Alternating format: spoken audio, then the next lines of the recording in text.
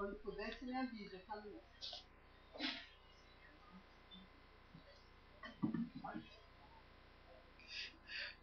Bom, boa tarde. Queria dar boas-vindas a vocês, tanto o pessoal que está aqui presente, como o pessoal online, para o Fórum de Maio. É um tema bastante desafiador. As últimas pesquisas de campo têm revelado que se usa pouco gerenciamento de risco em projeto, e já existem alguns estudos correlacionando essa disciplina com sucesso e fracasso de projeto. A gente vai ver alguns dados empíricos aqui, tanto fruto de pesquisas acadêmicas como da vivência da prática.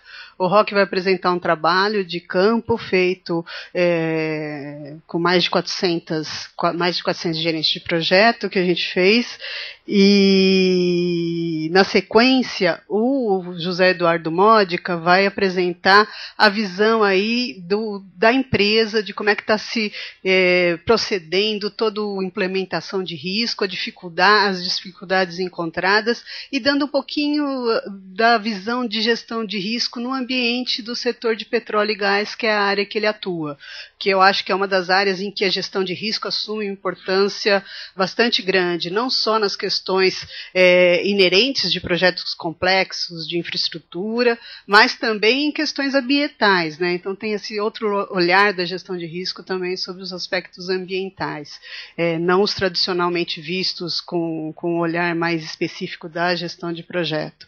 Então eu gostaria primeiro de passar a palavra para eles, o professor Roque Rabechini, que é da Universidade 9 de Julho, do mestrado profissional de lá, e também atua em vários cursos, como o curso de especialização em gestão de projetos da Fundação Manzolini, alguns cursos da FIA, e ele vai dar um pouquinho da visão da academia, apresentando essa pesquisa do tipo survey. Na sequência, então, o Módica, que é consultor da Transpetro, vai fazer a sua apresentação mostrando aí as dificuldades da prática em gestão de projetos. Então, vou passar a palavra primeiro para o Roque.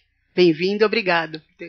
Obrigado, Marli, por mais uma vez a gente poder estar juntos aqui falando sobre gestão de projetos, especialmente hoje, que é um trabalho coordenado por nós, né, tanto no laboratório da Poli, da produção, quanto na Universidade 9 de Julho, em termos de uma pesquisa conjunta. Nós avaliamos em torno de 400 gerentes de projetos sobre a perspectiva de gestão de risco em projetos. Na verdade, nós fizemos um trabalho que envolveu exatamente 415, né? Tiramos 4 questionários em alguns pontos e ficamos com uma amostra de 411 questionários. É uma amostra bem significativa sobre o estado brasileiro de gestão de risco em projetos. Queria mencionar que a gente usa muitas pesquisas de fora, e as pesquisas de fora têm uma realidade de fora, e eu acho que a gente carece um pouco de pesquisas aqui no Brasil. E essas iniciativas, então, acho que são úteis para a gente poder utilizar as duas universidades, né, e neste campo de estudo, que é gerenciamento de projetos, poder atuar em termos de uma pesquisa científica mais acadêmica, mais rigorosa, e ajudar os pesquisadores estudiosos nessa área. Sendo assim, nós fomos buscar, né, tentar um relacionamento dos efeitos das práticas de gerenciamento de riscos, né, no sucesso de projetos, ou pegar o efeito da gestão de risco em projetos, o sucesso de projetos. A gente conversava assim, como que é possível as empresas fazerem gestão das áreas de conhecimento aí de projetos e como que elas atuam nessas áreas. Há pesquisa sobre gestão de prazos, sobre gestão de custos, mas há pouca literatura no Brasil nessa área de gestão de risco. Então nós vamos buscar literatura lá fora e procuramos fazer um rebatimento aqui dentro, né, informando as práticas, informando isso numa pesquisa do tipo survey. Nesse sentido, né, o próximo slide mostra os nossos objetivos específicos, que foram, né, entender as práticas de gestão de risco em projetos que ocorrem em diferentes tipos de projetos. Então, a nossa abordagem foi buscar a tipologia de projetos. estudar o universo representativo de empresas brasileiras, né, mas que fazem a prática de gestão de risco. Nossa preocupação foi a gestão de riscos e identificar as evidências de desempenho de projetos, qualitativamente e quantitativamente. Aqui eu separei os dados mais descritivos do nosso trabalho, onde então a gente vai apresentar esse panorama das empresas dentro desse nosso universo.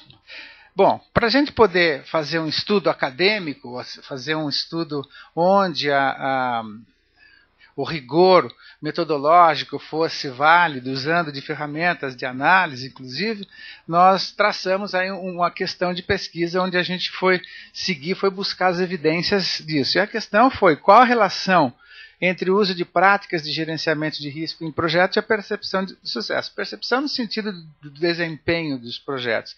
Então, 2 elementos bastante fundamentais nós estudamos. Um que é toda a questão do gerenciamento de risco, as técnicas, práticas, o uso efetivo de um gerente de riscos em projetos, e o outro construto é a relação, o outro construto são o resultado de projetos e como que essas coisas se relacionaram. Bom, para isso, né, dada essa questão de pesquisa, nós fizemos uma busca na literatura, né, nós vamos deixar o arquivo aí dessa apresentação, onde vocês podem notar que nós fizemos uma varredura na literatura especializada sobre o assunto e focando na nossa questão de pesquisa e as hipóteses que nós traçamos para isso. Então, a questão de pesquisa nos levou a estudar a gestão de risco, nos levou a estudar a gestão contingencial, que é uma abordagem atual, né, e estudar sucesso em gestão de projetos.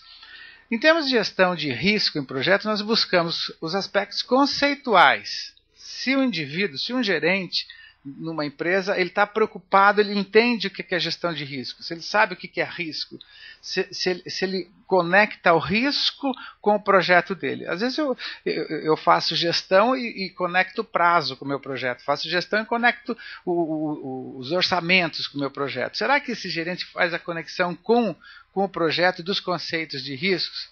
Isso era uma preocupação bastante forte que a gente tinha, porque intuitivamente se acredita, puxa vida, de todas as técnicas gerenciais, quais são as mais utilizadas na gestão no Brasil, de certa forma, é o nosso foco, mas em linhas gerais, será que as empresas usam gestão de risco? Ou seja, será que a maturidade das empresas em projetos leva-se em conta a gestão de risco? Ou ela si própria, será que a gestão de risco ela consegue ter um domínio na gestão de forma geral? Além dos aspectos conceituais, nós buscamos processos, técnicas e ferramentas de gestão de riscos e buscamos também uma literatura que fala especificamente do gerente de risco. Esse elemento, será que ele interfere no sucesso do projeto? Olhando as práticas e ferramentas, fomos ver também se o gerente de risco interfere no sucesso. Em termos de gestão contingencial, um aspecto importante, além dos conceitos que nós vimos, foi a tipologia de projetos. Ou seja, projetos mais sofisticados, projetos mais com o cunho da inovação mais forte, exige mais gestão de risco ou não. Tá? E, por fim, no referencial teórico, nós usamos os indicadores de sucesso do projeto, usando aí a literatura mais inovadora, mais recente sobre esses aspectos que falam do Schenher e o grupo dele que estuda gestão de projetos. Bom, dado esse referencial teórico, né, nós fizemos as questões metodológicas e dentro das questões metodológicas nós optamos por fazer um survey, uma vez que a gente tinha lá um universo de 400 respondentes que foram feitos e esse tipo de pesquisa é adequado. Né? Então o método foi o survey, a forma de levantamento de dados foi um questionário bem estruturado, né, onde o respondente pudesse colocar as respostas de uma forma bem clara. O período de coleta de dados foi de 2009 a 2010, então uma pesquisa recente. Né? A amostra fechamos então com 411 questionários e as características da amostra. Os respondentes são foram, né, entre gerentes de projetos e membros da equipe, ou seja, pessoal que trabalha com gestão de projetos. Nós abordamos 9 setores econômicos, conseguimos identificar 9 setores econômicos nessa amostra e levantamos 4 tipos de projetos segundo a complexidade. Além disso, nós olhamos para vários estados brasileiros, são 4 estados brasileiros envolvidos nessa questão. Ou seja, 9 setores, 4 tipos de projetos segundo a complexidade dado por um dos autores, né, por Schenker, e os respondentes são gerentes de projetos e membros da equipe. Próxima transparência, eu estou falando então sobre como nós organizamos a pesquisa. Ou seja, nós montamos os construtos dessa pesquisa envolvendo, de um lado, os aspectos do gerenciamento de projetos. Mais especificamente, a questão do processo gerencial, a identificação de risco, avaliação do risco, respostas ao risco, a administração do risco em termos de controle dos eventos incertos que podem ocorrer e impactar um projeto. Nesse aspecto também levamos em conta a existência do gerente de projetos, qual o perfil do gerente de projetos. O gerente de projetos, na verdade, sob os aspectos de risco, né? Houve um gerente de risco em projeto? Foi o nosso questionamento. Um outro construto foi, então, em relação aos resultados do projeto. O que nós levamos em conta? Né? Escopo, custo, prazo e qualidade e também a satisfação do cliente. Bom, as variáveis intervenientes nesse processo foi então os tipos de projetos e empresa, que foi o faturamento da empresa e os tipos de projetos, olhando-se de um lado bastante claro a questão da divisão do Schenker feita dos tipos de projeto. Okay? Bom, para poder dar suporte àquela questão de pesquisa, nós traçamos então 4 hipóteses e optamos pela análise da hipótese negativa. A primeira hipótese foi o gerenciamento de risco em projetos, lato sensu, né? Não influencia a percepção de sucesso dos projetos. Então a gente foi verificar isso pelos respondentes. A segunda hipótese, o faturamento da empresa não influencia a percepção de sucesso da empresa. Pelo porte da empresa a gente quis buscar essa relação. Depois, o tipo de projeto não influencia a percepção de sucesso em projetos. E, por fim, a presença de um gerente de risco não influencia a percepção de sucesso nos projetos. Então, a gente está buscando verificar, né, ou refutar. Se a gente conseguir refutar, a gente consegue consegue entender os efeitos da prática de gestão de risco em resultados de projetos. Bom, como resultados, então, a gente tem da amostra, né, dos 411 questionários, dos 411 respondentes, uma participação das empresas em faturamento bastante interessante, né? Não teve nenhum... Ela tem bastante equilibrado, de certa forma, né? Menor que 10 milhões de reais, nós fomos estratificando até maior que 1 bilhão de reais. Então, as menores empresas, elas representam em torno de 14% da amostra, e as maiores empresas, maior que 1 bi, 32% da amostra. Ou seja, pegamos empresas do tipo Petrobras, do tipo Vale, são respondentes dessas empresas que acabaram aí, nos ajudando para poder entender esse mecanismo aí da gestão de risco em projetos. No próximo slide, eu queria mostrar sobre a tipologia de projetos, ou seja, considerando aquela escala de baixa tecnologia, média, alta e super alta tecnologia, também deu uma distribuição interessante. Quando você agrupa alta tecnologia e super alta tecnologia, você tem em torno de 31% da amostra. Né? Quando você... por outro lado, eu tenho 47% da amostra de média tecnologia e baixa tecnologia, em torno de 20% da amostra. Então, dá para também fazer algum substrato interessante. Uma observação interessante no fim ali, que a média do orçamento dos projetos foi de aproximadamente 44 milhões dos projetos, e em termos de prazo, quase 1 ano cada projeto, em 11,6 meses. Bem, a primeira relação que nós colocamos foi, então, o tipo de projeto segundo o faturamento da empresa. Se você olha aí o total, da coluna de total, né, você vê ali que alta tecnologia e super alta tecnologia gira em torno de 31%, 47% de média tecnologia e 20% em torno da baixa tecnologia. Então a gente já começou a fazer alguns relacionamentos entre o faturamento da empresa, olhando, por exemplo, na super alta tecnologia, você tem ali as empresas que fazem um grande percentual dessas empresas, elas estão acima de $1 bilhão, ou seja, a maioria das empresas que fazem super alta tecnologia gira em torno de faturamento acima de $1 bilhão.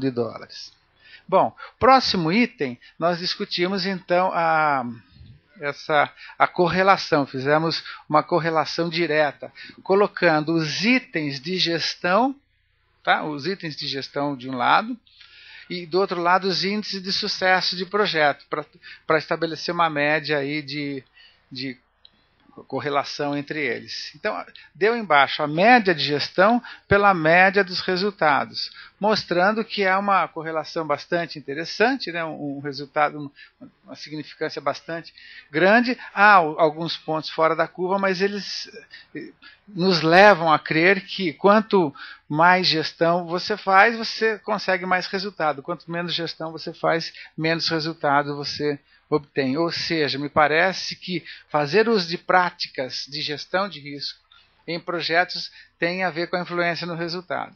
Bom, essa foi um resultado geral, né, da pesquisa. Agora a gente tem os resultados específicos, inclusive olhando um pouquinho as hipóteses de pesquisa. No próximo item, nós olhamos então o teste de hipótese. Da primeira hipótese, ela foi agrupada em 6 fatores, onde nós colocamos lá o gerenciamento de risco em projetos não influencia a percepção de sucesso, com os seguintes fatores. O primeiro fator foi o fator práticas de gestão de risco em projetos, ou seja, processos gerenciais, identificação, avaliação de risco, etc. Depois, o segundo fator foi a relação que o gerente tem, que o respondente tem com o entendimento de risco, com o entendimento de incerteza em projeto, que nós chamamos de cuidado com a incerteza. E um fator alheio a isso foi a relação do indivíduo, do respondente, né, com o negócio do projeto. O gerente de risco, a equipe conhece o negócio do que está sendo trabalhado. Aí o fator 4, 5 e 6, avaliação específica do risco, conhecimento individual de gestão de projetos e simulação de prazos e custos. Bom, esses 6 fatores então formam,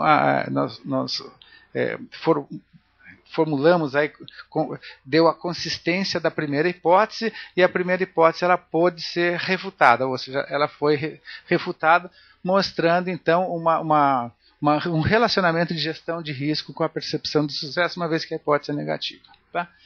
As outras hipóteses, ainda uma hipótese que a gente pôde refutar foi a quarta hipótese no nosso elenco, que a presença de um gerente de risco não influencia a percepção de sucesso.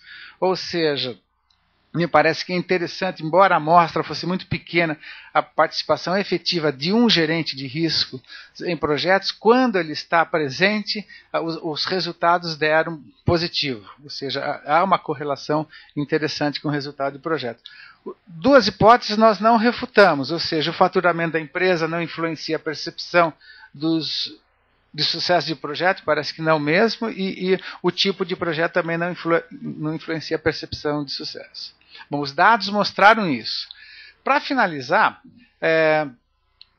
o que a gente conclui então, né? O que a gente pôde extrair dos dados dessa pesquisa foi, a primeira foi verificada a percepção de sucesso com relação a 3 elementos, né? O entendimento conceitual e cuidado com as incertezas, a utilização de processos técnicos e ferramentas, ou seja, pegar aquele processo do PMI, por exemplo, ou de outros autores, e fazer rodar a identificação, avaliação, resposta ao risco. Parece que isso é importante.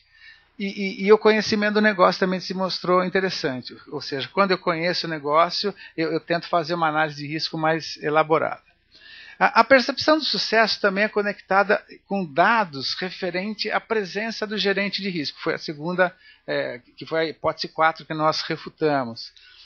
Como ela é negativa, né, então me mostra que eu posso ter o gerente de risco e que é importante ter um gerente de risco para quem quer ter resultados com projetos. Essas foram algumas conclusões do ponto de vista acadêmico, mas que ela pode ser levada para a prática, né? O indivíduo que é um gerente de projetos e quer colocar a gestão de risco no seu projeto, ele começa a pensar, puxa, vale a pena eu entender então do processo, vale a pena eu colocar um gerente de risco no meu projeto, que as minhas chances começam a aumentar. Limitações foram as seguintes. Bom, tem o viés dos respondentes, a amostra não probabilística, né? E trata-se de percepções, nós colocamos escalas de percepções.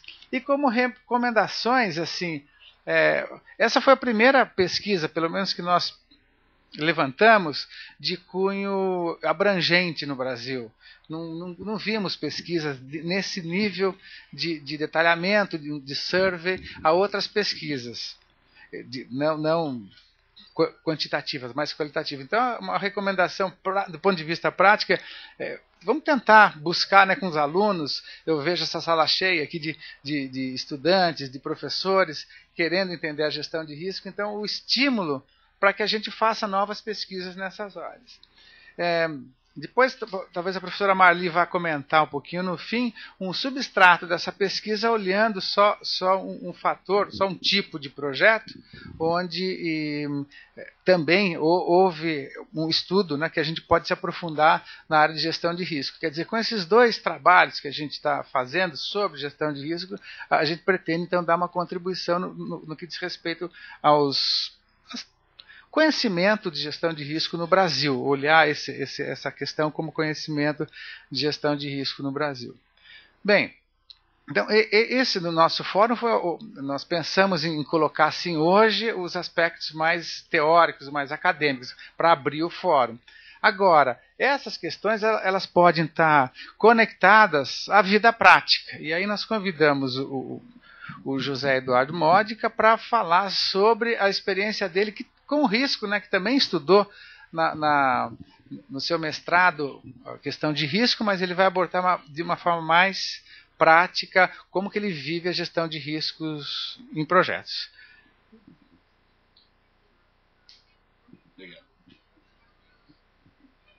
Bem, primeiramente, queria agradecer à professora Marli, professor Roque, pelo convite de eu estar aqui compartilhando com vocês a minha experiência aí no gerenciamento de risco. Eu vou falar sobre os aspectos práticos da implantação do gerenciamento de riscos na Transpetro, uma empresa do grupo Petrobras. Mas eu preciso também dizer que a gente vai focar nos riscos gerenciais, porque os riscos de SMS, aqueles riscos de saúde, meio ambiente e segurança, já é uma prática bastante disseminada na empresa e não carecia de estudos ou vamos dizer assim, de esforços para ser implantado. Então, o nosso esforço e a minha experiência aqui são nos riscos gerenciais do projeto, né? Bom, eu sou engenheiro de perfuração de poços de petróleo. Eu sou mestre em engenharia naval aqui pelo Departamento de Engenharia Naval da USP. Sou PMP e eu fui o responsável pela implantação então do PMO na Transpetro, o escritório de gerenciamento de projetos na Transpetro. E eu estou sendo também responsável pelo desenvolvimento de diversas tecnologias, inclusive uma ferramenta de gestão de projetos via web, porque lá nós temos uma quantidade de projetos muito grande, em torno de 800 a 1.000 projetos por ano. Bom, a minha tese de mestrado foi em riscos em projetos de docagem de navios petroleiros, mas eu vou abordar aqui o risco de uma forma mais ampla, não apenas nesses projetos.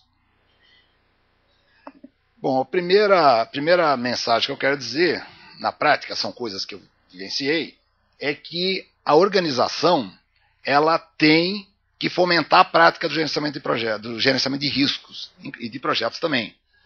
Porque se a organização não fomentar, ou mais forte, né, se ela não decidir implantar, os gerentes de projeto ficam o tempo todo, vamos dizer assim, mendigando participações, né, porque o gerenciamento de risco você não faz sozinho, você tem que envolver diversas pessoas. Então, se isso não é uma decisão da empresa, o gerente de projeto fica sempre numa situação desconfortável no tocante a conseguir colaboradores para realizar o seu trabalho. A organização também tem que estipular diretrizes, né? Quais são essas diretrizes? Ela tem que elaborar a sistemática, porque não existe sistemática pronta, existem orientações, né? O PMBOK mesmo é uma orientação, mas você tem que fazer a sistemática para a sua organização. Tem que definir qual é o tratamento a ser dado aos riscos. É uma coisa que eu vivenciei no começo. Você identificava risco, mas era o gerente do projeto que decidia o que fazer com aquele risco. E isso é uma forma, não é o correto. A empresa que tem que se posicionar e dizer, olha, eu quero fazer isso com tal risco, quero agir dessa forma, quero assumir tais riscos.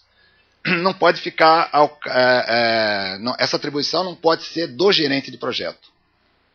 Ela tem que identificar também quais são esses riscos aceitáveis ou não e as métricas para você trabalhar esse risco. Escalas e matrizes, né? Aquelas escalas, geralmente eu vivenciei isso no começo, o sujeito fala assim, não, esse risco, a probabilidade de acontecer é alta. Tá bom, mas o que é alta? É 40%? É 80%? 90%? O que é isso, alta? E eu tenho visto as pessoas colocarem escalas totalmente desconexas, né? O sujeito coloca lá baixa, 25%, alta, 50% ou 75%. Ora, de onde ele tirou isso, né? Existem alguns estudos de expressões verbais que correlacionam probabilidades com essas expressões. Então, seria interessante, quando você for fazer essa matriz, você fazer uma referência, pelo menos, a uma coisa mais palatável. Se você construir uma matriz que coincida com o pensamento das pessoas, quando uma pessoa falar, não, esse risco é médio, ou a probabilidade é baixa, ou é alta, ou é muito alta, todos estarão falando uma linguagem parecida. A sistemática, a companhia, né, quando você está trabalhando com gerenciamento de risco, o gerenciamento ele é cíclico. Né? O caso clássico. Você identifica, você analisa, você prepara o plano de resposta, faz o monitoramento, quando surgem novos riscos, esse negócio entra novamente em ciclo. Mas isso tem que ser sustentado por essa sistemática que a empresa tem que desenhar. Na parte da identificação, o que eu mais vi, inclusive pesquisei em artigos técnicos, a identificação é feita pela técnica do brainstorming, né, que é aquela técnica colaborativa, onde se reúnem várias pessoas que dão palpite sobre os riscos. E isso é muito interessante, porque é uma atividade colaborativa, onde às vezes um cara lá da área financeira fala, olha, existe um risco operacional. O cara não entende nada disso, né? Mas ele na cabeça dele, ele bolou um risco, e aquele link pode ser útil para uma pessoa que realmente entende do assunto, colocar um risco mais próximo do que pode ocorrer mesmo. Mas fica o alerta aqui que o brainstorming ele só é útil para você fazer a identificação do risco. Quando você vai classificar, ou quando você vai procurar saber qual é a probabilidade de impacto e quais são as probabilidades e os impactos desses riscos, isso não deve ser feito nessa reunião de brainstorming. Isso tem que ser feito com o especialista de cada área. Então, um risco da área de contratos, né? Você tem que conversar com o pessoal de contratos para saber quais são as probabilidades e os impactos daquele risco. Um risco operacional, você tem que conversar com o pessoal operacional. E você não deve fazer, então, nessa reunião. Fica esse alerta, porque eu já vi muito erro. Inclusive, a Rita Mulcahy, ela coloca uma questão dessa para quem for fazer a certificação do Risk Management Professional. Ela coloca essa questão aí. E é uma coisa que eu já tinha vivenciado na prática. E então as ferramentas mais usadas, ou que a gente usa, né, para fazer a identificação do risco, são o brainstorming, a análise da documentação e lições aprendidas de outros projetos. Né? Bom, quando se trata de risco gerencial, nós não temos tabelas prontas, né? Por exemplo, quando você trata de algum risco técnico, você já sabe qual é a taxa de falha de uma válvula, qual é a incidência de furto de automóveis, né, para a empresa seguradora. Você tem tudo isso tabelado. Mas quando você trata de risco gerencial, isso não existe. Então, o que você tem que fazer? Você tem que recorrer aos especialistas. Então, existe uma técnica que se chama eliciar conhecimento do especialista. Você precisa contar com essas pessoas que vão dizer para você qual é a probabilidade e qual é o impacto na visão dela. Quando eu fiz a minha dissertação de mestrado, tinha poucas pessoas no Brasil que entendiam de docagem de navio petroleiro. E eu me lembro que eu fui numa pessoa que tinha participado de mais de 50 docagens. E eu perguntei lá um determinado risco. Eu falei, qual é a probabilidade de acontecer esse risco? E ele me disse, olha, isso é muito baixo, muito baixo. Se eu fosse atribuir um número, eu colocaria 10%. Depois eu fui num outro especialista, também que tinha 40 docagens. E ele falou para mim, olha, o risco é muito alto, pode ir por 80%. Aí eu falei, poxa, eu tenho um especialista que fala 80%, outro fala 10%, né? O que eu faço, né? Soma e divido por 2 não dá, né? Tem que... Então, essas coisas acontecem quando você quando você tem que eliciar conhecimento dos especialistas. Então, você tem que procurar as pessoas certas e essas pessoas têm que ter essa capacidade de traduzir em probabilidades o seu conhecimento.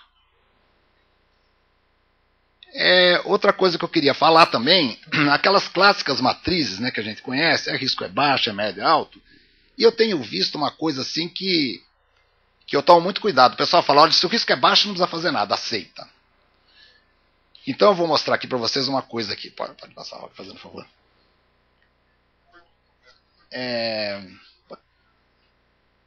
Bom, antes de falar então da matriz, o slide sai fora da ordem, eu queria falar uma coisa aqui. Quando você identifica um risco, você precisa... isso são dificuldades que eu encontrei na prática, né, e que até hoje as pessoas que participam das análises de risco têm essa dificuldade. Aquela coisa que a pessoa identifica, aquilo é um risco, é uma consequência ou é uma causa? Então, muitas vezes o pessoal se depara, não, isso é causa, isso é consequência, e o tratamento disso às vezes é difícil, né? Mas o que nós resolvemos, né, como é que a gente resolveu esse caso, foi assim, eu tenho um risco, e esse risco, se eu andar para um lado, né, esse risco aqui, o que causa tal coisa? Essa coisa, né, que essa consequência, se eu falar que ela é um risco, o que causa? Então, numa extremidade, vai estar os impactos nos objetivos do projeto. Na outra extremidade, eu vou ter a causa raiz. Então, quando você identifica um determinado risco, que ninguém sabe se é consequência, se é causa, basta colocar nessa escala e ver andar para um lado e andar para o outro. Se eu fizer isso, o que acontece, o que acontece, o que acontece. No final, eu vou ter qual é o impacto nos objetivos do projeto. Então, essa é a consequência. E do outro lado, eu vou na causa raiz. O PMBOK, inclusive, fala isso. Você tem que identificar a causa raiz. Só que ele esqueceu de falar o seguinte. Você tem que identificar a causa raiz gerenciável. E aí eu vou dar um exemplo aqui. Por favor. Por exemplo, um guindaste quebrar. Né? Ele é um risco, é uma causa ou é uma consequência? Ele pode ser qualquer coisa. Né? Quando eu coloco na cadeia, eu vejo lá, o guindaste quebrou porque a manutenção não foi boa. Por que a manutenção não foi boa? Porque... Eu estou indo para o lado das causas. A manutenção não foi boa. Por quê? Porque o manual estava em inglês, a pessoa não sabia falar inglês. E por que ele não sabia falar inglês? Porque ele não estudou inglês, né? A escola que ele frequentava não tinha aula de inglês. Por que a escola não tem aula de inglês? Por causa de política pública. Isso já não me interessa. Do outro lado, o guindaste quebrou, aconteceu um acidente, teve pessoas acidentadas. E isso acabou ocasionando um acréscimo de custo e acréscimo de prazo no projeto. Aonde eu vou parar na causa raiz? Eu vou parar na causa gerenciável. Então, se o manual é em inglês, eu tenho que ter pessoas que façam a manutenção que entendam inglês.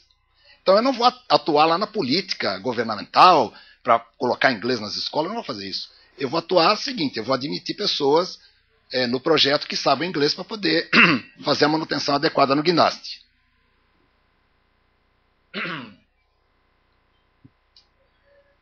O plano de resposta. Eu tenho...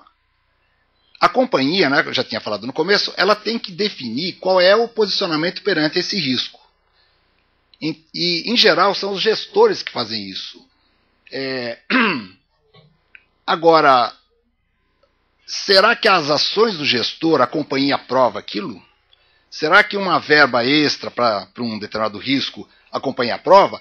Ou um risco que o gerente acha que a companhia pode correr, a companhia realmente pode correr aquele risco? Então, a companhia tem que se posicionar e ela tem que dar orientação. Não é o gerente do projeto que tem que definir qual é o posicionamento perante o risco, e sim a companhia.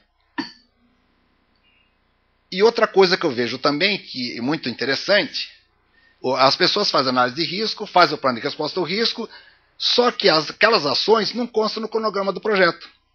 Aí você olha lá o cronograma do projeto, o sujeito tinha que fazer uma série de coisas, não tem nada lá no cronograma. Aí é um plano à parte que está guardado lá na gaveta. Pô, essas coisas que tem que fazer tem que constar no cronograma do projeto, né? Agora, eu também vou colocar um slide aqui sobre o valor do risco, né? O valor esperado do risco. Eu vou dar um exemplo aqui. Eu tenho um risco cuja probabilidade de ocorrência é 0,1. Só que se ele ocorrer, ele vai causar um prejuízo de 10 milhões de reais. Então, qual é o valor esperado desse risco? 10 mil reais. Eu tenho um outro risco, o risco número 2, cuja probabilidade de ocorrência é 5%. O impacto é 200 mil reais. O valor esperado é 10 mil reais. Então, na concepção técnica do risco, né, que o risco é a probabilidade versus o impacto, os dois são iguais. O valor esperado do risco 1 é 10 mil reais. O valor esperado do risco 2 é 10 mil reais. Agora a pergunta é a seguinte: são realmente iguais esses riscos? Se você tem uma companhia que você assume esse risco, se acontecer o risco número 2, vamos dizer assim, você aloca lá 10 mil reais para o projeto. Se acontecer, os 10 mil reais não vão resolver. Você vai gastar 200 mil reais. Mas talvez a sua companhia consiga absorver isso. E o risco número 1? Será que a sua companhia tem suporte financeiro para arcar um prejuízo de 10 milhões de reais? Você pode simplesmente fechar a sua companhia, né? Então, o valor esperado do risco precisa tomar muito cuidado. Lembra que eu falei da matriz? O risco é baixo, não precisa fazer nada. Será? Eu vou dar outro exemplo, inclusive, com o valor esperado do risco. Aqui é o caso da Mega Sena, né? O sujeito fala assim, poxa, mas o risco da Mega Sena, né? Eu vou apostar R$2 na Mega Sena. Essa aqui é do prêmio dessa semana aqui, da próxima semana. O valor esperado do prêmio é 6 milhões de reais. E eu vou apostar R$2. Olha lá, a probabilidade de acerto é combinação de 60 6 a 6. Ou seja, 1 em 50 milhões de números. 1 em 50 milhões. Qual é o valor esperado disso? 6 milhões vezes 1 sobre 50 milhões, ou seja, 12 centavos. E por outro lado, qual é a probabilidade de eu perder? É R$2 vezes 50 milhões menos 1 sobre 50 milhões. Ou seja, eu vou perder praticamente R$2. Então o valor esperado de um jogo de loteria da Sena é 1,88 negativo. Então, veja, quem é que entra num projeto cujo valor esperado é negativo? Mas, no entanto, milhões de pessoas estão entrando aqui, né? Porque a probabilidade é muito pequena, mas o impacto é muito alto.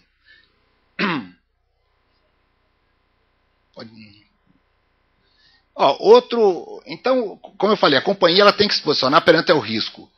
Outro exemplo aqui é o caso de, por exemplo, um roubo de táxi.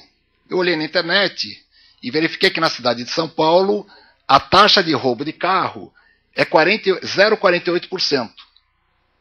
Então, se o sujeito tem lá um automóvel de 60 mil reais, qual é o valor esperado se acontecer esse roubo? É 0,48 vezes 60 mil ou R$288. E qual é o valor do seguro? O valor do seguro é 4%. Vezes 60 mil reais, R$ 2.400. Então, veja, o sujeito, a probabilidade de roubar, o valor esperado é 288 contra 2.400. Então, na primeira análise, poxa, eu não vou fazer seguro. Mas será que as pessoas podem não fazer seguro? Se você tem uma empresa com 100 automóveis, parece que fica claro que o sujeito, se fizer seguro, está fazendo uma bobagem. Porque teriam que roubar 4 automóveis dele durante um ano para compensar o seguro que ele pagou. E como a taxa de roubo é 0,48, talvez roubem um, talvez não roubem nenhum, mas ele tem os outros 99 carros. Agora, o sujeito que tem um automóvel só, uma empresinha pequenininha, ele pode deixar de fazer seguro? Se roubar, acabou a empresa dele. Então, o risco é o mesmo, mas o posicionamento da empresa é diferente e depende do porte da empresa.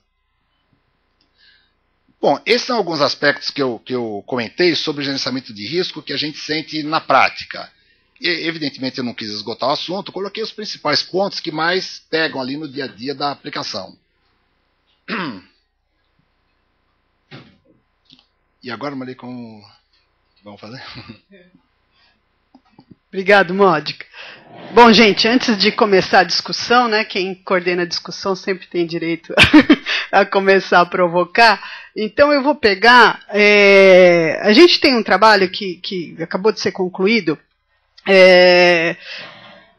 Em decorrência daquele primeiro trabalho, a gente pegou, incomodava para a gente as análises estatísticas baseadas em percepção, tem sempre o viés da percepção, né?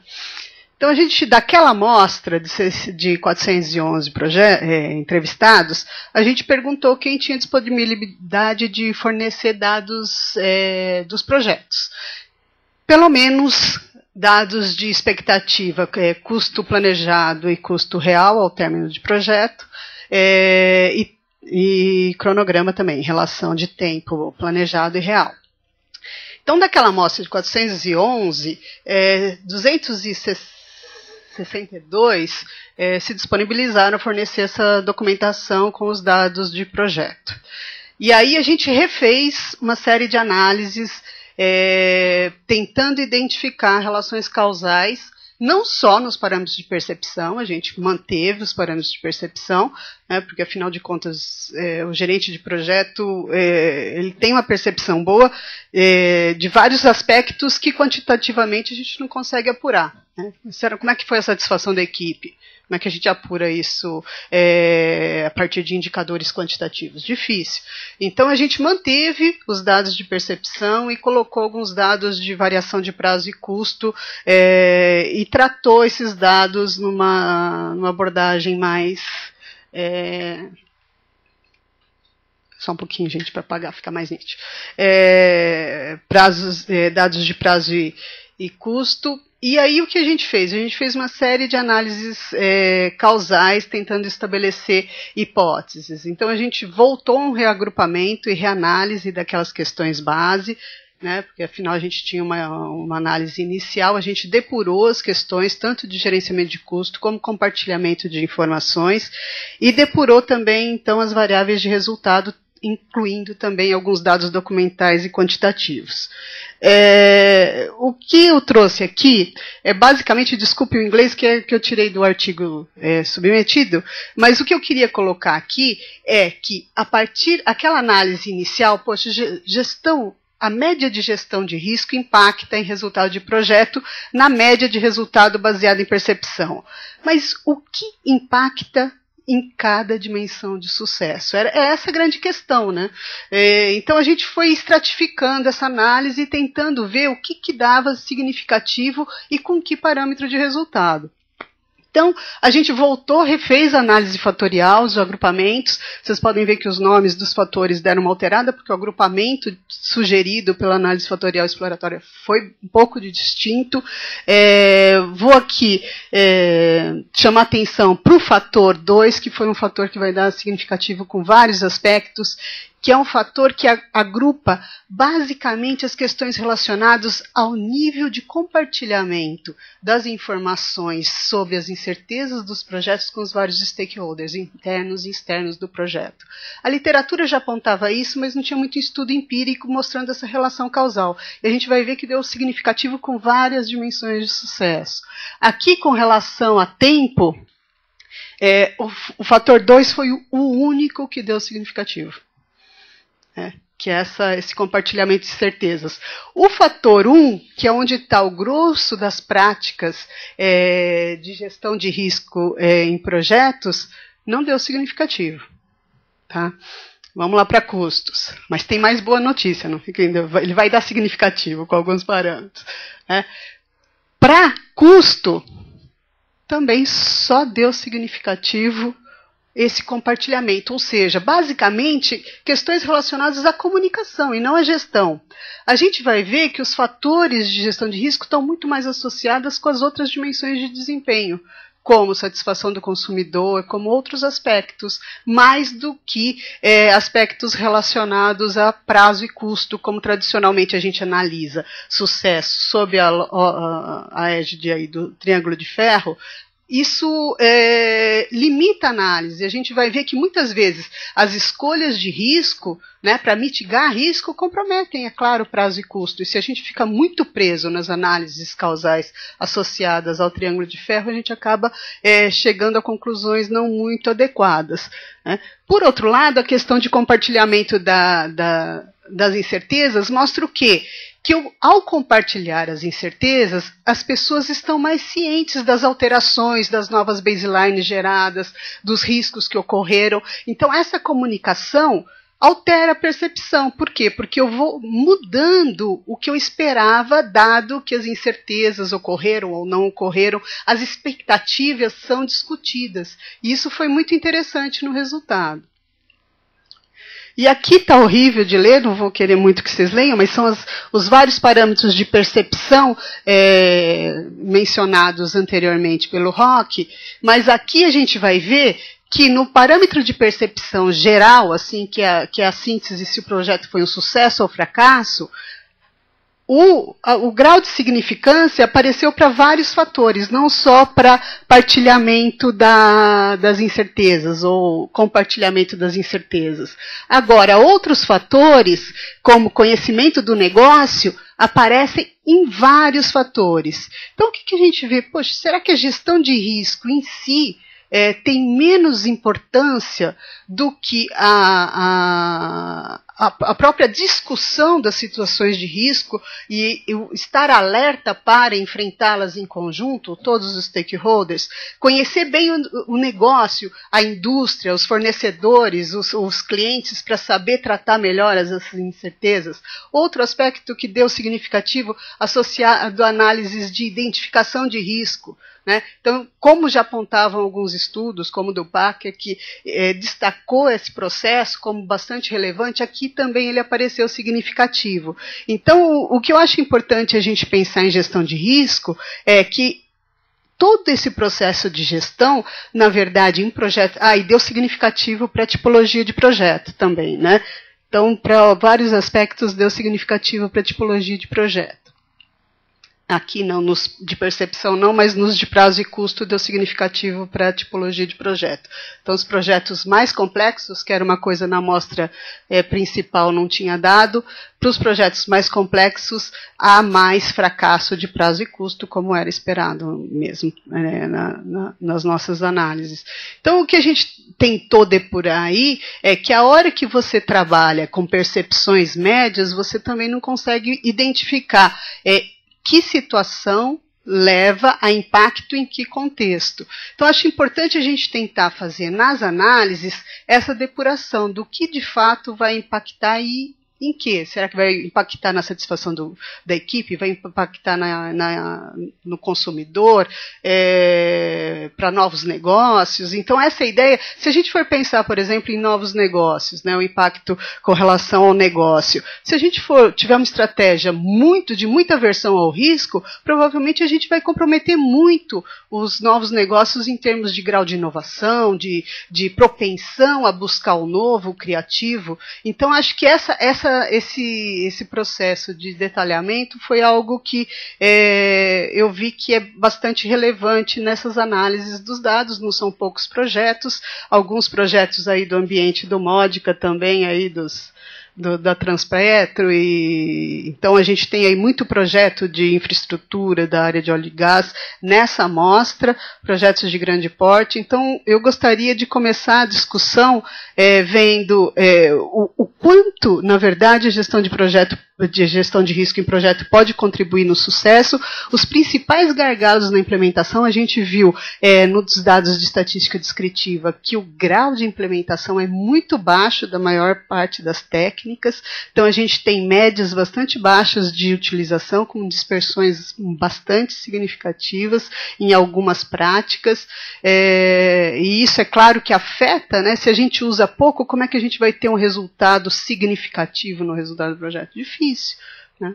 Então, basicamente, eu queria começar essa discussão chamando, né, os dois convidados desse fórum, pedindo para eles se sentarem e também convidando vocês a discutirem a partir de que nível de maturidade de gestão de risco a gente pode ter uma expectativa mais positiva que, de fato, as práticas tenham impacto nos parâmetros de projeto. Quando é que a gente vai conseguir sair dessa fase de implementação ainda muito rudimentar e ainda muito ad hoc e tentativa e erro nas empresas e consiga, de fato, fazer uma gestão de risco que impacte em gestão de projeto, pelo menos no Brasil, que são esses dados de pesquisa empírica que a gente tem. Então, vou passar a palavra aí para os dois debatedores, para eles responderem um pouquinho a minha provocação, e depois vou abrir para vocês fazerem perguntas. Bom, muito bem. Os dados que a gente tem trabalhado e tem estudado realmente mostram uma preocupação em termos de gestão, da área de gestão. Como a Marli disse, a questão dos processos gerenciais, eles são poucos e talvez mal utilizados pelos gerentes de projetos, especialmente pelos gerentes de riscos em projetos. Então, olhar isso com mais profundidade, eu acho que é um dever da academia, né? E levar isso para a prática. Então, eu queria constatar isso, né, que são números que nós já constatamos, a gente está levando esses dados aos congressos, aquela análise descritiva que eu mostrei já foi levado num congresso de inovação, já foi discutido lá, e nós estamos levando para outros fóruns também e tentar discutir com outras comunidades, inclusive discutir com a comunidade internacional. Então eu vou provocar o Modica na questão da Transpetro, né? Como é que é a gestão de risco na Transpetro? Ela é efetiva? O que nós falamos, assim, o grau de implementação que você conhece lá, né, uma vez que desenvolveu um sistema web para a Transpetro, ela é efetiva, que você conseguiria atribuir um nível de implementação? Primeira questão. Segunda questão, como são os gerentes de riscos nesses projetos? Eles realmente analisam o risco? A empresa tem uma maturidade em gestão de risco? E ao todo, assim, chega-se a medir o que nós tentamos medir aqui, né, a gestão de risco com a efetividade, ou seja, com resultados de projetos? Ou seja, é possível saber a contribuição da gestão de risco com o grau de efetividade de resultados em projetos, pelo menos nos mais tradicionais, né, prazo, custo e qualidade? Olá. Bom, primeiramente, lá na empresa, a gente tem uma prática, adotou a prática de fazer análise de risco para projetos maiores, né? o projeto, o gerenciamento de risco, ele, a rigor, ele é útil para qualquer tipo de projeto, para qualquer porte de projeto. Eu estou falando dos nossos projetos da área petroquímica. Mas a gente tem adotado uma prática mais forte ou investido mais em projetos maiores, evidentemente, né, que são projetos que envolvem maiores recursos. Mas a gente ainda carece, a gente ainda está no começo, né, a gente ainda carece de algumas orientações. O que eu percebo é que o gerente do projeto depende muito da habilidade do gerente do projeto. Ele é que define determinadas ações, ele é que define qual é a resposta àquele risco, e não a empresa. E eu acho que a empresa tinha que se posicionar de uma forma mais atuante no tocante a esse plano de resposta. Então, vamos dizer assim, resumindo, a habilidade, o gerenciamento de risco depende das pessoas. Então, se você tem um gerente de projeto que gosta de risco, que acredita no risco, aquele projeto vai ter uma análise de risco mais forte. Se você tem um gerente de projeto que não gosta muito, não quer perder tempo com isso, aquele projeto vai ficar até sem análise de risco mesmo. Agora, no tocante a medir a efetividade, é uma coisa complicada mesmo, é difícil de medir. Porque você pode pegar um projeto e falar assim, ó, nesse projeto eu apliquei técnicas de gerenciamento de risco, e o resultado foi esse. E esse outro projeto eu não apliquei e o resultado foi diferente. Mas os projetos são diferentes, né? Aparentemente eles podem ser iguais, mas pequenas alterações, mesmo a época em que ele é feito. Se você fizer um projeto numa determinada época, por exemplo, docagem de navio, se você fizer no inverno, é uma situação, se fizer no verão, é outra. Se você fizer com pessoal, com estaleiro estrangeiro, é uma situação, com estaleiro nacional é outra. Então, fica complicado de você medir. E eu acho que vocês fizeram o correto, vocês mediram a percepção das pessoas. De uma forma geral, a percepção das pessoas é que a aplicação de técnicas de gerenciamento de risco melhora o desempenho do projeto. É o que eu tenho visto. Módica, queria que você explorasse mais, por exemplo, em projetos do tipo de docagem, como você está mencionando, se vocês têm lá alguma etapa, em termos de processo de gestão de risco ou de práticas de gestão de risco, que seja mandatória para projetos dessa natureza, mais complexos, e se vocês têm alguma etapa na metodologia de vocês que seja mandatório. E uma outra pergunta é o grau de dificuldade que o pessoal tem em usar ferramentas de análise quantitativa de risco.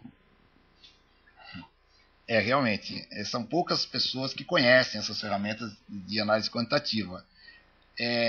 E também, vamos dizer assim, o gerenciamento de risco, assim como o gerenciamento de projetos, se você fizer coisas básicas, você já tem um resultado, né? Por exemplo, eu tenho visto projetos em que o escopo não é bem definido, que é o básico do básico, né? Como eu vou começar um projeto sem ter o escopo definido, bem definido? Mas, no entanto, eu vejo isso. E o gerenciamento de risco é a mesma coisa. Se você fizer uma análise de risco, mesmo que qualitativa, né? Porque no nosso caso a gente não tem bancos de dados de riscos gerenciais.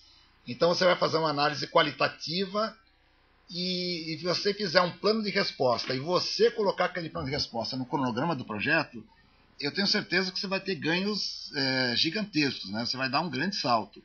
Mas não é o que eu vejo na prática. E no tocante à docagem de navios, as docagens elas contam muito. Embora a gente tenha um procedimento estabelecido, né, da presidência da empresa, quer dizer, da diretoria de engenharia, é um procedimento para ser aplicado em todos os projetos, inclusive docagem. Então nós temos um procedimento de gestão de projetos e gerenciamento de risco. E que etapas tem nesse procedimento? O nosso gerenciamento de projetos, ele usa um determinado ciclo de vida, que é o ciclo de vida sugerido pelo IPA, Independent Project Analysis. Ele tem a parte de planejamento e a parte de execução. A parte de planejamento são 3 fases, a fase 1, fase 2, fase 3, e algumas pessoas chamam de FEL, né? Front End Loading. Então seria FEL 1, FEL 2, FEL 3. O FEL 1 é a identificação da oportunidade. O FEL 2 são as alternativas técnicas. E o FEL 3 é o detalhamento da alternativa escolhida para você poder contratar. Então, essa é a fase de planejamento. Depois vem a fase de execução. Em geral, a fase de planejamento, ela custa em torno de 4% do projeto. Isso segundo algumas empresas de benchmarking. Então, a oportunidade que você tem de você economizar dinheiro está aí.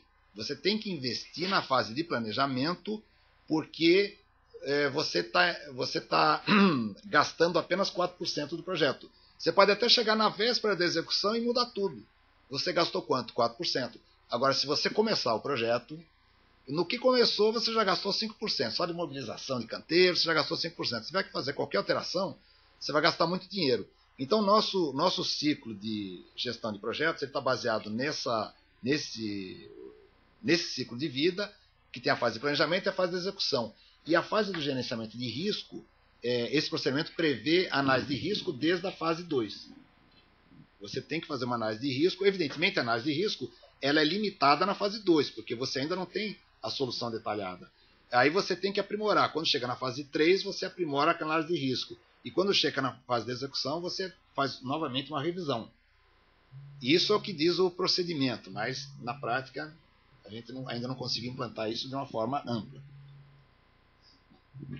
Bom, eu sei que a Marli vai abrir para a plateia e também para a internet, que alguém que queira fazer pergunta, mas eu só vou aproveitar esse pequeno debate aqui e fazer duas perguntas para você. Se você tem conhecimento, se na Transpetro tem alguém certificado em gestão de riscos de projeto, e na sua opinião, quais as competências essenciais para um gerente de risco no caso de navios petroleiros, no caso de transporte de petróleo? Nós temos, está até aqui presente no auditório, nós temos uma pessoa que trabalha com a gente, né, fez mestrado aqui comigo no Departamento de Engenharia Naval, o Edson está aqui presente. Ele fez a certificação agora no final do ano passado no PMP, o Risk Management Professional. Agora, ele é contratado nosso, né? Ele presta serviços, mas ele está com a gente já pelo menos uns 5 anos, né? Pelo menos 6 anos. Mas vamos dizer assim, eu acho a certificação, eu acho que ela é importante. No nosso caso, nós temos muitas pessoas que não são certificadas, mas que têm vasto conhecimento de risco, que a gente debatia muito. A gente, quando nós começamos a detalhar os procedimentos, a gente detalhou bastante e fizemos muitos encontros técnicos para definir ou para tentar delinear o gerenciamento de risco. Então, tem muita gente capacitada, embora não certificada. E quais competências você acha mais primordiais? Olha, vamos ver assim, né? Gerenciamento de risco. O básico do básico é você conseguir...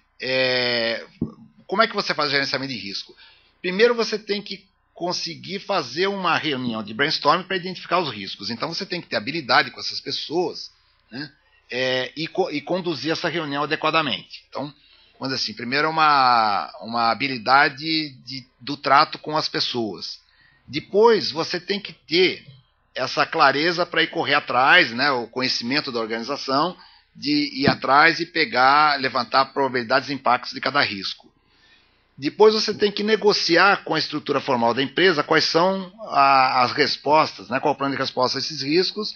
E por fim você tem que ser muito organizado, porque você tem que ficar monitorando isso, né, você tem que monitorar e tem que colocar isso no plano de resposta. Bom, gente, queria também, então, agora convidar o pessoal da plateia aí, tem pessoal de empresa, aluno, professor. Queria que vocês dessem aí um pouquinho o testemunho. Quando perguntar, falar quem é, o nome, de onde para o pessoal que está assistindo online acompanhar.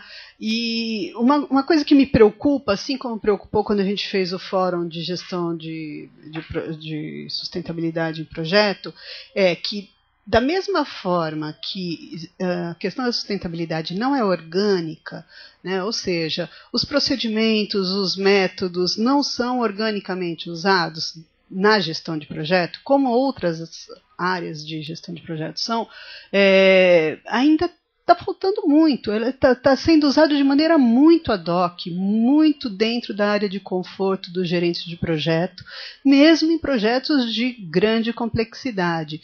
Então, eu queria jogar aí para a plateia e depois receber de vocês também isso, que, poxa, gerir risco em ambiente complexo é quase que fundamental, né? A gente até comenta que existe uma gradação muito grande do que é risco, o que é incerteza, o que é variabilidade, o que é caos. A gente já gere, quando a gente fala gestão de risco em projeto, a gente gere só variabilidade. Em geral, a gente está com foco só naquela gestão de risco que a gente consegue atribuir um valor de probabilidade, um valor de impacto. Tem aí um conjunto grande de incertezas, variabilidades, ambiguidades que a gente não consegue nem precisar. Se a gente nem na parte mais palpável de risco a gente consegue se debruçar de uma maneira mais efetiva na gestão, em projetos complexos, isso é de uma preocupação muito grande. É claro que o que a gente vê, e um pouco do que o Módica falou, é que isso é meio que mitigado na discussão com os stakeholders. Então, se discute muito, se coloca muito, mas se aplica muito pouco para as práticas e processos. Existe uma preocupação emergente, é maior do que foi no passado, né, mas a gente continua gerindo o projeto com planilha de risco no Excel e lista de risco feita sem precisão nenhuma, sem uma apuração maior. Então, eu queria que vocês colocassem, o pessoal de empresa colocasse o testemunho, né, mais ou menos como o Módica colocou, e o pessoal de pesquisa falasse um pouquinho em que está trabalhando aí, em que está pesquisando nesse tema. Então, a palavra é de vocês. Aí, o pessoal da internet, a Ana está aqui monitorando para a gente. Quem quer falar? Oi, eu sou a Veridiana, eu sou doutoranda aqui da Escola Politécnica aqui na produção, e eu tenho uma pergunta para o José Eduardo, que você colocou que depende muito do gerente do projeto. Tem gerente de projeto que, se ele é mais organizado e ele entende essa necessidade da gestão de risco, ele faz isso, e tem alguns que chegam até a não fazer. E você colocou durante a sua apresentação umas 2, 3 vezes que era importante que a empresa estabelecesse um padrão do que é importante, o que é o impacto baixo, médio ou alto. Eu senti, me corrija se eu estiver errada, que a empresa não tem uma definição de como gerenciar riscos. Como ela tem uma cultura para custos, para prazos, não existe um padrão de assim, temos que ter feito dessa maneira, com esse relatório, analisado com essa periodicidade. Existe esse padrão dentro da empresa? Se não existe, eu senti que você vê muita necessidade de ter esse padrão dentro da empresa para todos os projetos, mas a empresa vê essa necessidade? Nós temos um padrão que orienta como você fazer o gerenciamento de risco, mas ele não entra em detalhes, ele é um orientativo, né? Vamos dizer assim, meio, se a gente pudesse fazer uma similaridade com o PMBOK, né? Alguma coisa desse gênero. Fala em você fazer a identificação do risco, fazer a análise do risco, mas não tem o posicionamento da empresa, a gente não tem. Houve uma tentativa há um tempo atrás da holding fazer um orientativo, mas eles publicaram, né, colocaram essa questão e depois retrocederam um pouco, porque é uma coisa muito perigosa, né? Na nossa área, uma área de projetos muito grandes e projetos se você tiver um acidente, as consequências são muito grandes, você dá uma definição assim, olha, se o risco é baixo, deixa para lá, né? Vamos absorver. Então, é uma coisa muito complicada você fazer isso. Então, o que acontece? Realmente, os gerentes do projeto, né, eles é que têm essa preocupação, né? Ele responde por aquele projeto e ele tem muitas vezes o gerente do projeto também tem um cargo gerencial na empresa. Então, ele se preocupa, né, com os aspectos. Eu falei no começo, né, nossa companhia ela é muito forte na tocante a riscos de SMS, riscos de saúde, segurança e meio ambiente. Isso muito antes de ter gerenciamento, de se falar em gerenciamento de projetos, se falava sobre isso, né, se estressava bastante. Aliás, eu acho que a segurança, né, no mundo da navegação, o ponto de inflexão da segurança foi aquele navio, né, que saiu um filme aí, o Titanic, né? Antes do Titanic era um determinado enfoque de segurança da navegação, depois do Titanic foi outro. Na nossa empresa, eu diria que esse ponto foi aquele acidente na Baía da Guanabara. Antes do acidente da Baía da Guanabara, era um enfoque de risco. Depois, a empresa ficou extremamente crítica, extremamente zelosa por esses riscos de saúde, no tocante de saúde, segurança e meio ambiente. Então, tudo que eu falei, né, as críticas que eu estou fazendo, é no tocante a gerenciamento de projetos, né, riscos gerenciais. Então, a empresa não tem um posicionamento muito firme no tocante, olha, se o risco for tanto, o valor é tanto, vou fazer isso. Então, isso fica muito a cargo dos gerentes que discutem da estrutura interna o que fazer. Mas acontece também de muitos projetos nem tem análise de risco. Acontece também. Então, vamos dizer assim, a concepção do projeto já levou em consideração a experiência que aquele gerente tem em projetos e ele já mitigou esses riscos quando ele colocou a concepção do projeto. Então, aquele gerente tem muita experiência, então ele já colocou, quando ele concebeu o projeto, ele já mitigou a maioria dos riscos que ele conhecia. Então, é mais ou menos dessa forma.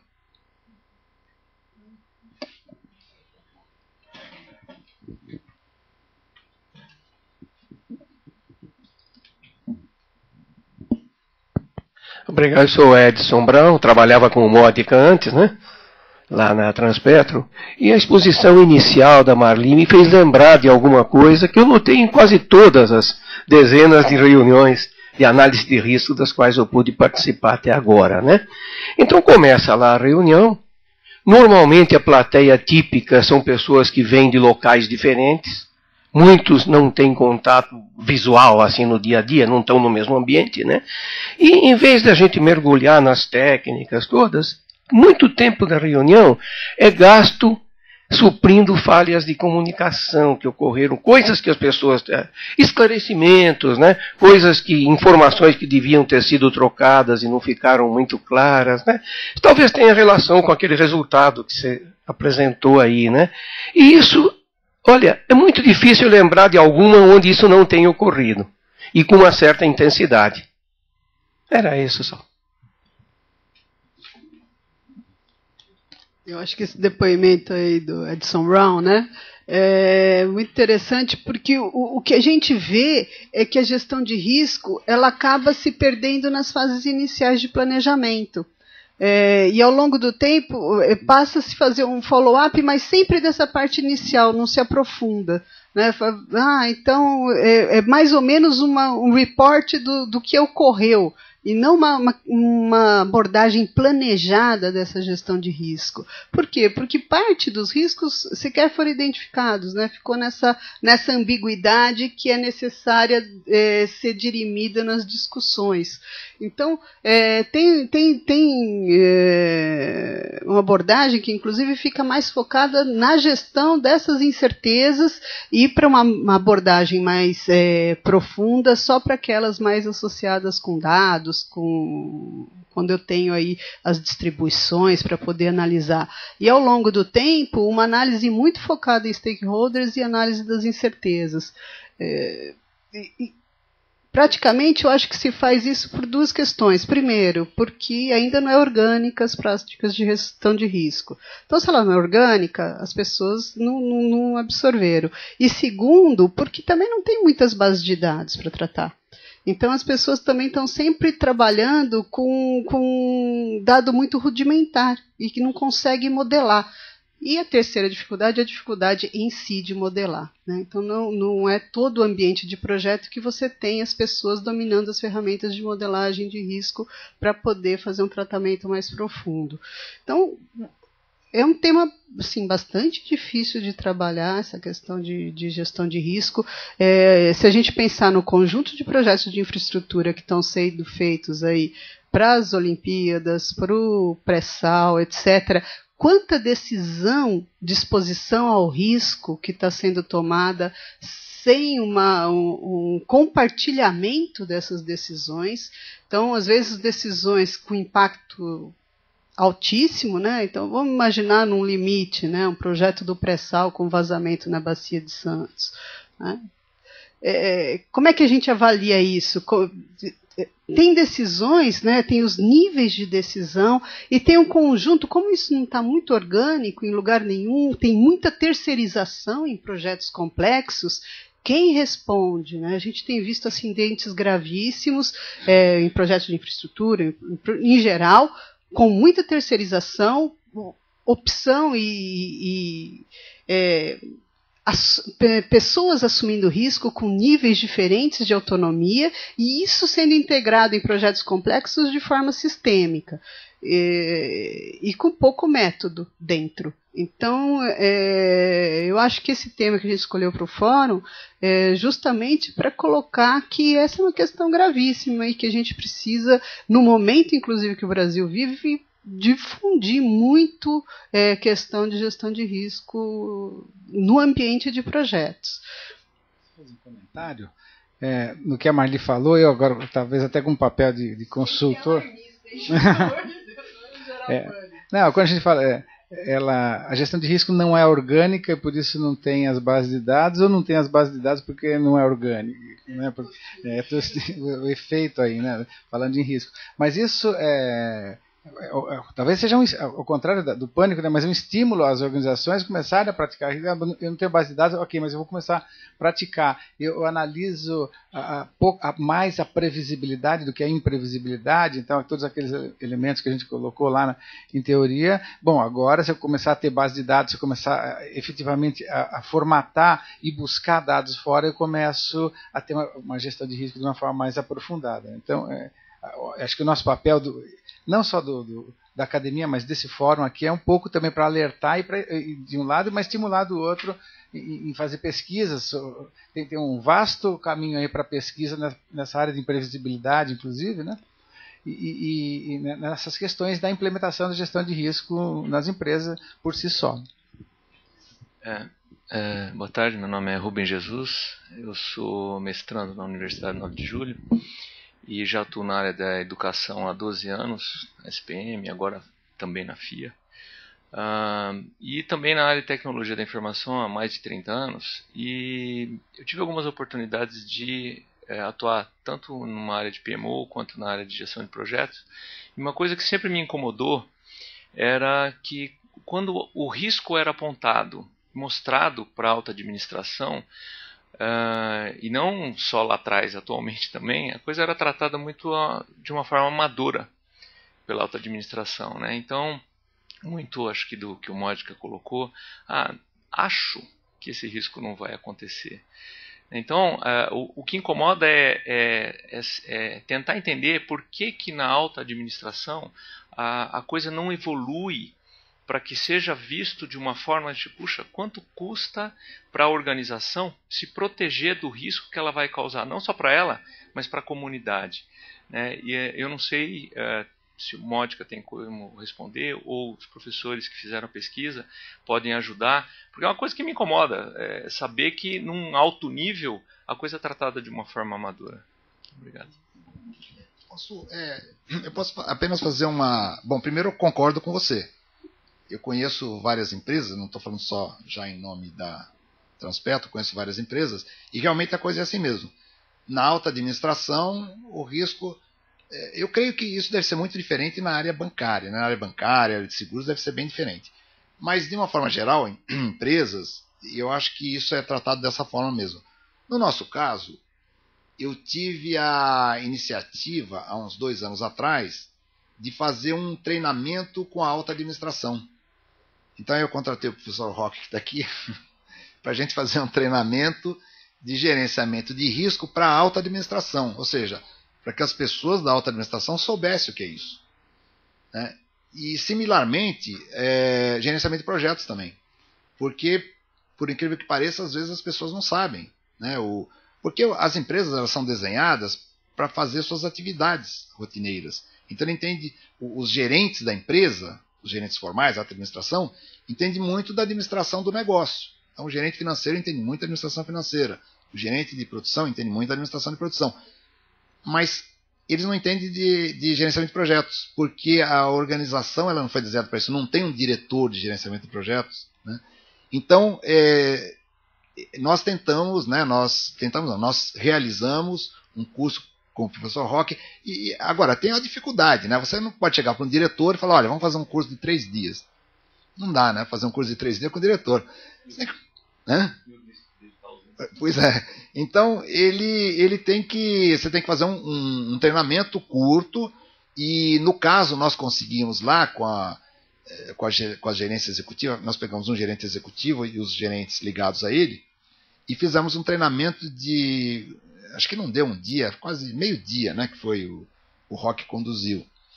E alguns outros gerentes, a minha ideia era ir lá, né, fazer uma palestra, uma apresentação, mas só que as coisas estão sempre atropeladas, né? Hoje em dia as empresas elas têm muito mais projeto do que capacidade de realização, e não estou falando de dinheiro, estou falando de recursos, principalmente recursos financeiros.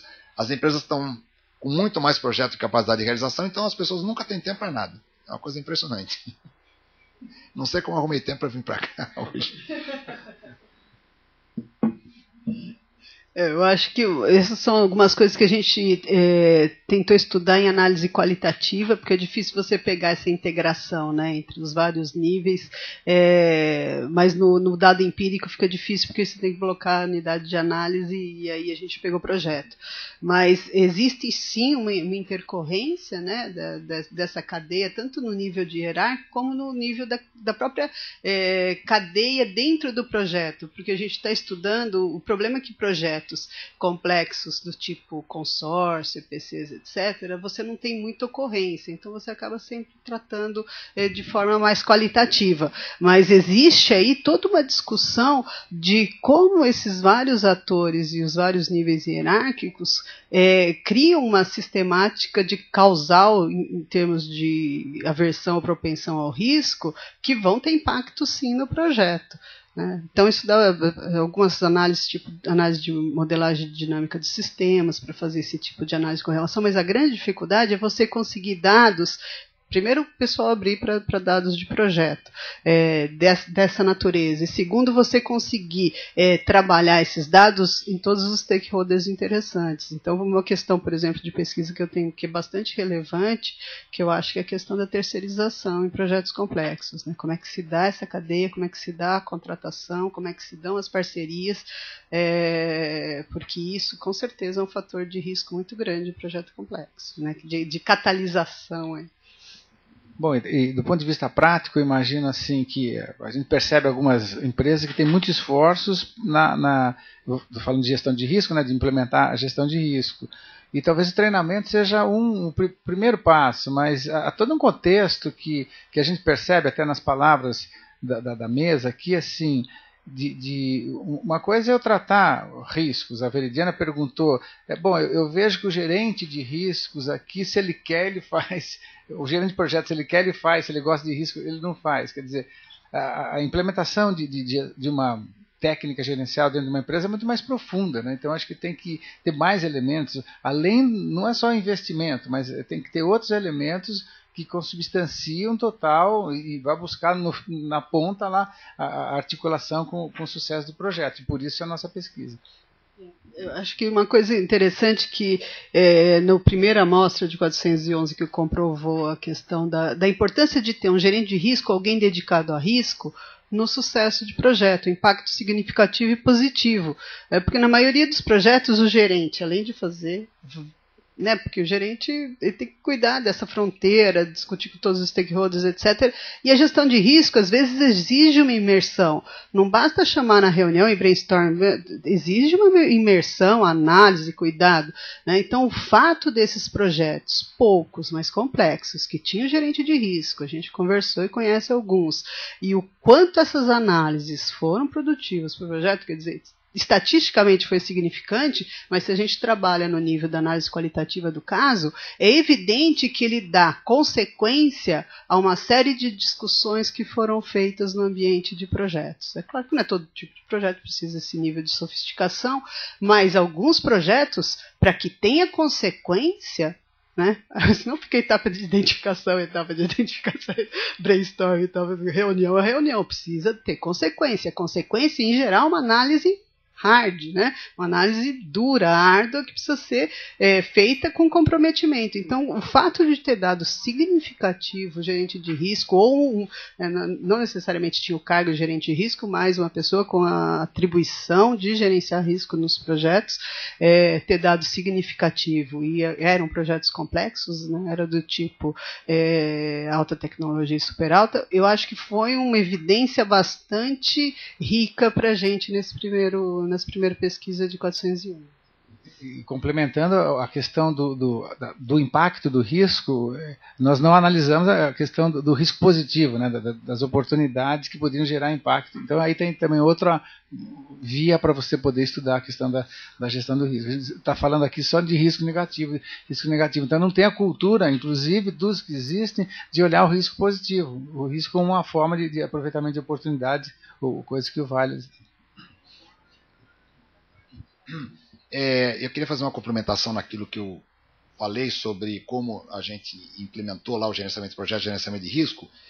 Eu fiz a minha estratégia, porque eu montei o PMO nosso, foi trazer a academia dentro da empresa. Para vocês terem uma ideia, todos os nossos gerentes de projetos eles tinham que ter certificação PMP, e eu tinha 4 pessoas ou 5 pessoas na época fazendo mestrado aqui na USP, na área de gerenciamento de projetos. Então eu trouxe um time com um altíssimo nível, né, de conhecimento. Evidentemente ficou uma coisa assim, vamos dizer assim, talvez eu coloquei muita bala, né, você matou deu um tiro num mosquito, alguma coisa assim, mas foi o início, né? Então nós pegamos pessoas extremamente competentes, fiz algumas consultorias aqui com o professor Roque e outras pessoas bastante conhecidas no mercado, para poder dar esse impacto na empresa e poder dar um salto, né? Para poder dar fazer essa implementação. Mas eu realmente não consegui, vamos dizer assim, fazer isso, difundir para cima, né? Para cima de uma forma muito eficaz. Foram poucas as iniciativas que eu obtive sucesso. Mais uma questão?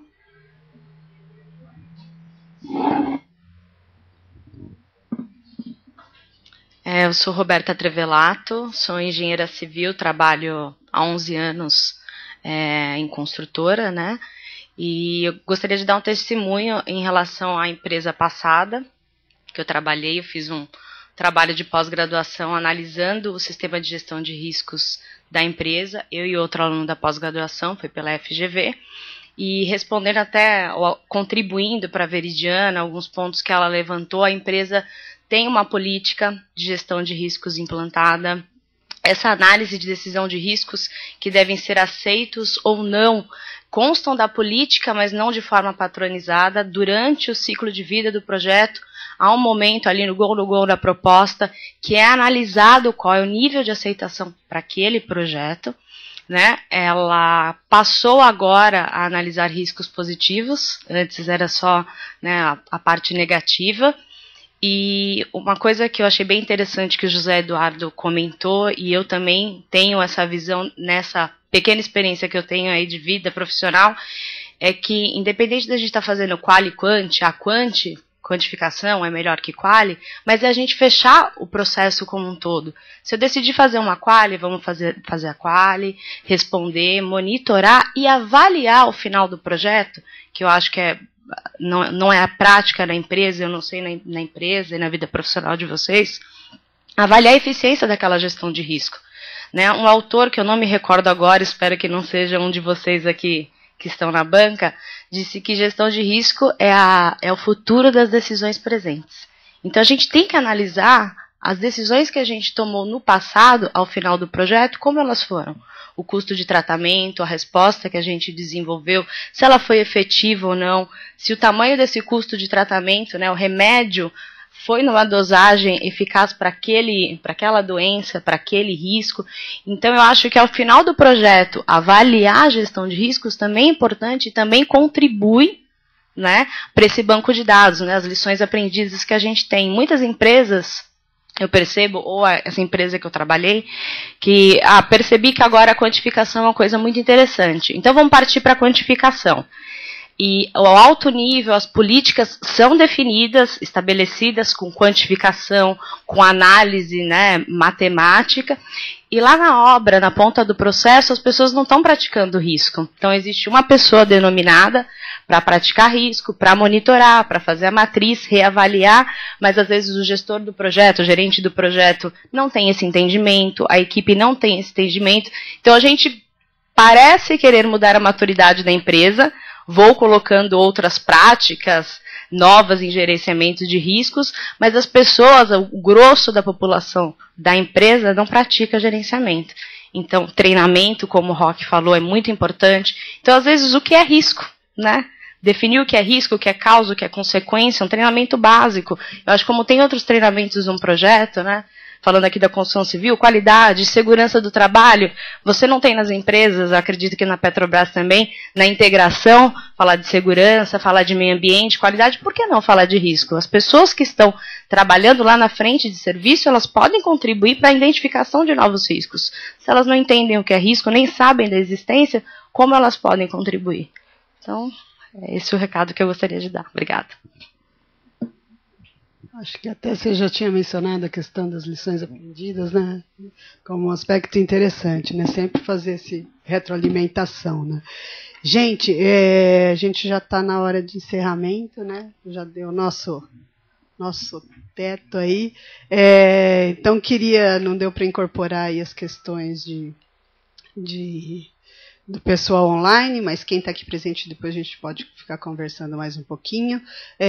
Queria agradecer as comunidades aí, tanto as nossas comunidades LinkedIn, Facebook, como o pessoal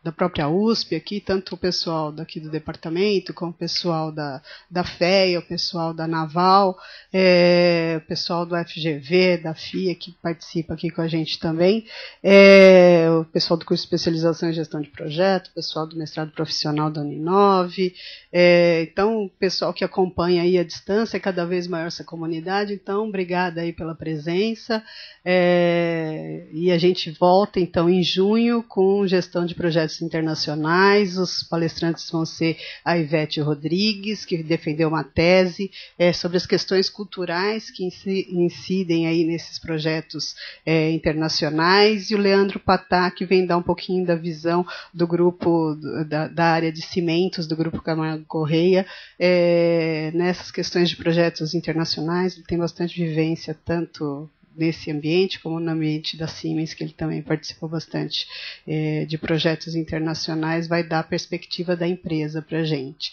Então, até junho e obrigada.